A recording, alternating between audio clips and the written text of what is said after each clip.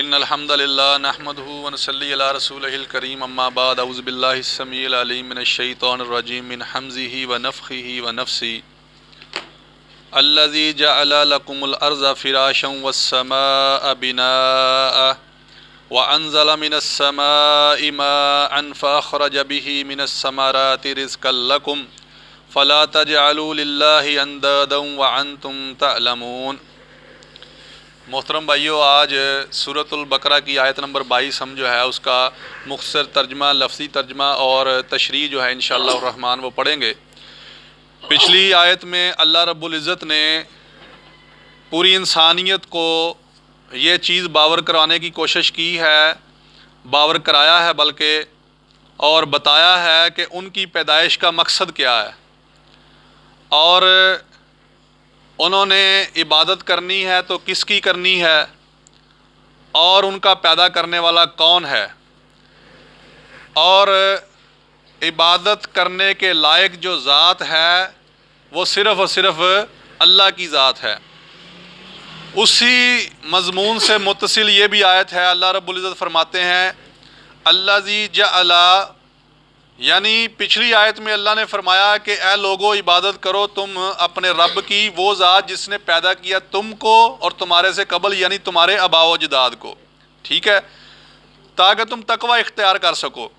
اور پھر فرمایا وہ ذات الذی، وہ ذات جعل بنایا جس نے لکم تمہارے لیے الارض زمین کو فراشا فرش یعنی بچھونا تمہارے چلنے کی جگہ، والسماء بناء اور آسمان کو چھت بنایا، وانزل من السماء اور نازل کیا آسمان سے ماء پانی، فاخرج به پس نکالا ساتھ اس کے من الثمرات پھلوں میں سے رزقا لکم رزق تمہارے لیے، فلا تجعلوا پس نہ تم بناؤ للہ اللہ کے لیے اندادا کوئی شریک، وانتم اور یہ کہ ہو تم تعلمون تم جانتے۔ محترم بھائیو، اللہ رب العزت نے انسانوں کو اپنی عبادت کا حکم دے کر ساتھ میں وہ چیز جو ہے وہ گنوائی ہے کہ اس لیے تم اپنے رب کی عبادت کرو کہ اس نے تمہیں پیدا کیا ہے، وہ تمہارا خالق ہے، اور اسی نے تم سے قبل تمہارے آباء و اجداد کو بھی پیدا کیا۔ اور پھر ساتھ ہی اگلی آیت میں اللہ نے یہ فرما دیا الذی جعل لکم الارض فراشا والسماء بناء، کہ وہ ذات اس نے تمہیں پیدا کر کے چھوڑ نہیں دیا، تنہا نہیں چھوڑ دیا، اکیلے نہیں چھوڑ دیا، اس نے پھر تمہارے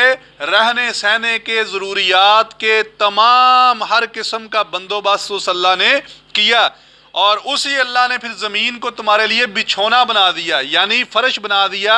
اب تم اس زمین کے اوپر چلتے پھرتے ہو، اور آسمان کو تمہارے اوپر زمین کے اوپر چھت بنا دیا۔ اور پھر فرمایا اور وانزل اور نازل کیا من السماء یعنی اسی آسمان سے پھر اللہ نے نازل کیا ماء پانی کو، وہ اس